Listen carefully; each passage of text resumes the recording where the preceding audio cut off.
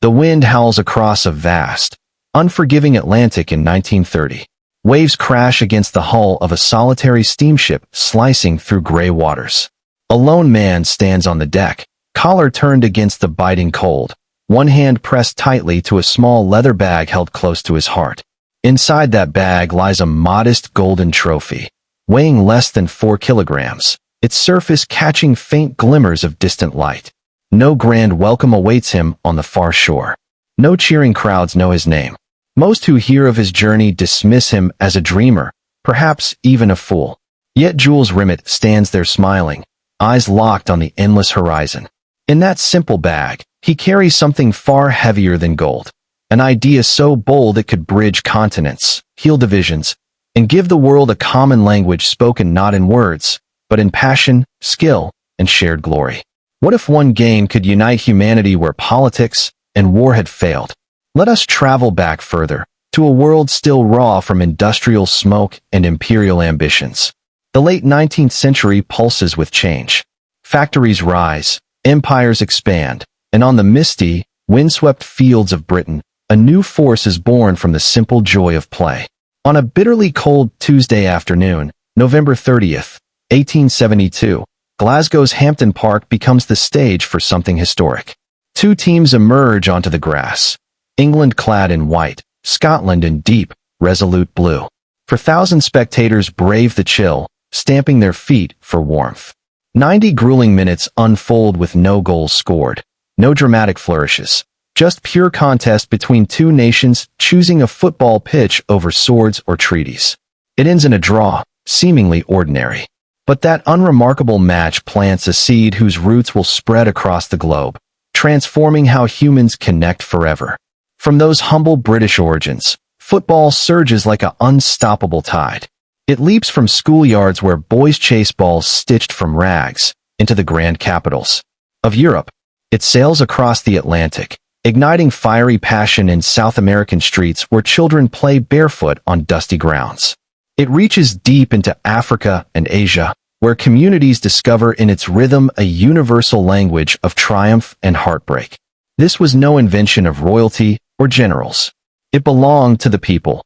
The roar of boots striking turf, the collective gasp as a ball arcs toward the net, the pure ecstasy when an underdog rises against all odds. By the roaring 1920s, football claims its place on the Olympic stage, but something greater is stirring. In 1924, the Olympic Stadium in Paris witnesses a miracle. A small South American nation, Uruguay, steps onto the pitch. Few in Europe even know where to find it on a map. Yet these players move with breathtaking speed, creativity, and unbridled joy that leaves seasoned European teams bewildered. The crowd falls into stunned silence, then rises in thunderous applause. Uruguay claims Olympic gold. 4 years later, they do it again. A tiny nation from across the ocean has humbled the old powers. Europe stands stunned, forced to confront a new reality. The beautiful game knows no borders, no favorites, only those brave enough to dream. Watching these upsets with growing conviction is Jules Rimet, a French football administrator with a vision that burns brighter than any stadium floodlight. He sees beyond national rivalries and Olympic shadows. He imagines a dedicated world championship for football alone, a grand stage where nations compete as equals, fostering understanding through sport rather than conflict. In 1928, at a pivotal FIFA Congress, Rimet rises and makes his impassioned proposal. The vote passes. The World Cup is born. Now, 2 years later, he sails toward Uruguay, the first host, clutching that golden trophy like a fragile promise amid the Great Depression's grip. Money is scarce. Journeys are perilous. Europe largely refuses the call, citing costs and distance. Yet, 13 nations commit. Only 4 come from Europe: France, Belgium, Yugoslavia, and Romania, where King Carol II personally reviews and selects every player on the squad. Imagine a king choosing his country's football heroes. As the ship pitches through stormy seas, Rimet feels the weight of destiny. This idea, that 22 men and a ball could bring the world closer, hangs in the balance. Failure could bury it forever. Success might change everything. The trophy in his bag seems to pulse with possibility and peril. What awaited on the other side? July 13th, 1930 dawns in Montevideo. The Estadio Positos vibrates with raw energy. A young French player, Lucien Laurent, only 23 years old, controls the ball and strikes a clean volley. The net bulges. History records its first World Cup goal. The roar shakes the stands. Matches unfold with shocking twists. Underdogs defy expectations. On July 30th, a crowd of 93,000 packs the stadium for the final. Hosts Uruguay against rivals Argentina. Tension crackles in the air. Uruguay triumphs 4-2. Rimet walks onto the sacred pitch, hands the trophy to the captain, and watches a nation erupt in joy. His dream has taken its first breath.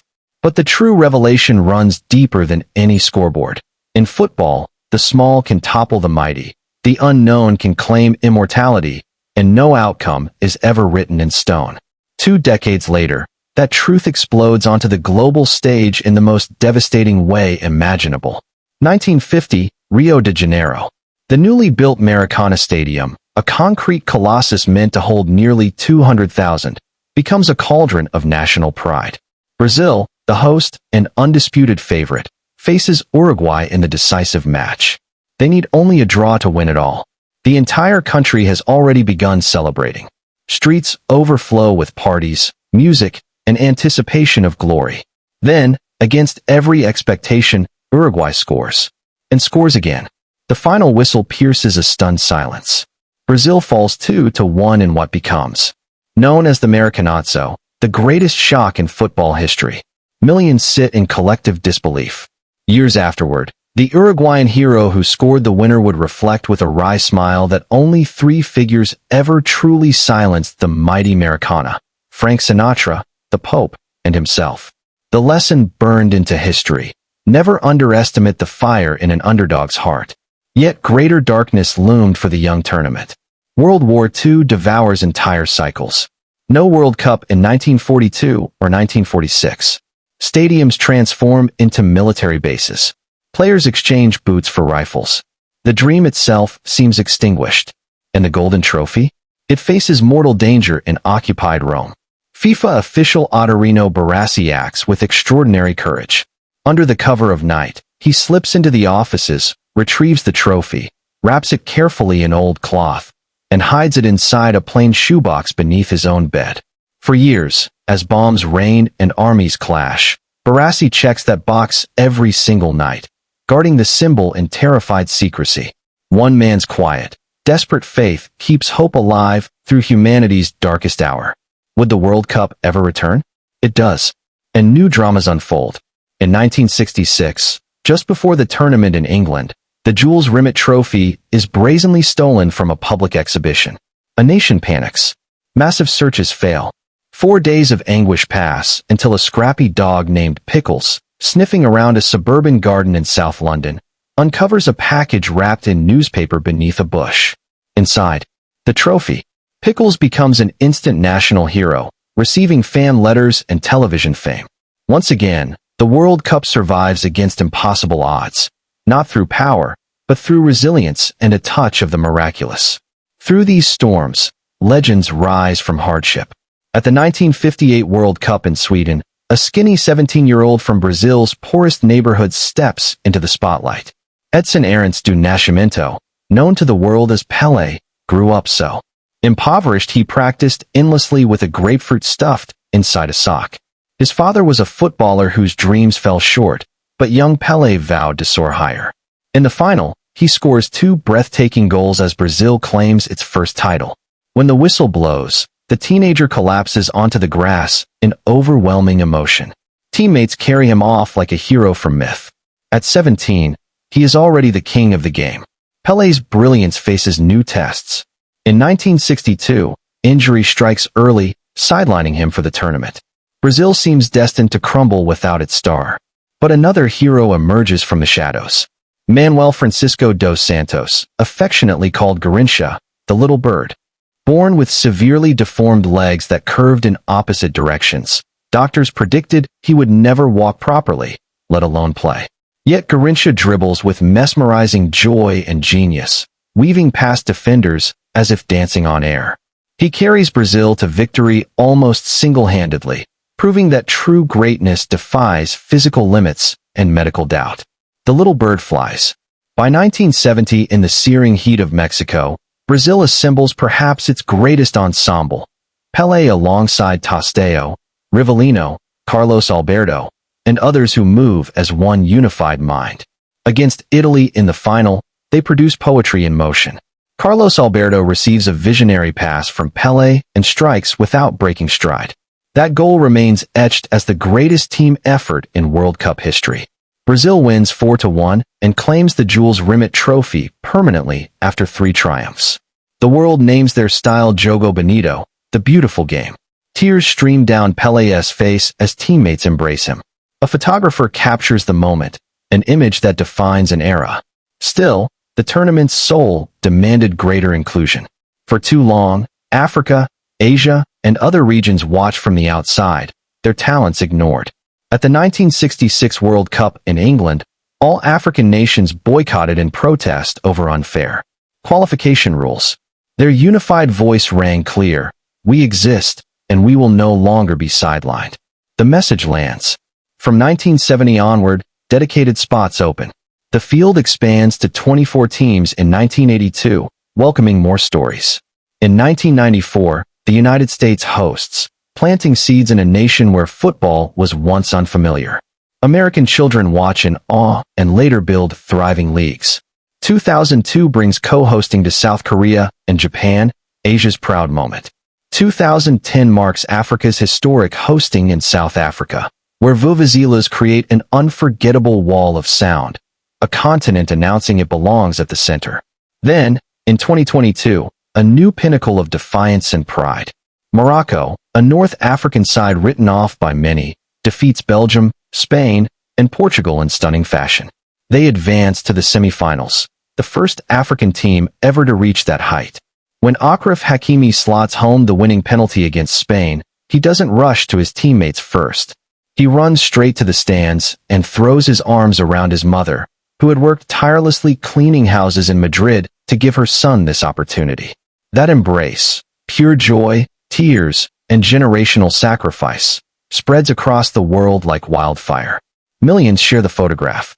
In that instant, the World Cup transcends sport. It becomes a mirror of the human spirit, resilience, family, and dreams realized against every obstacle. Today, that spirit prepares for its grandest chapter yet.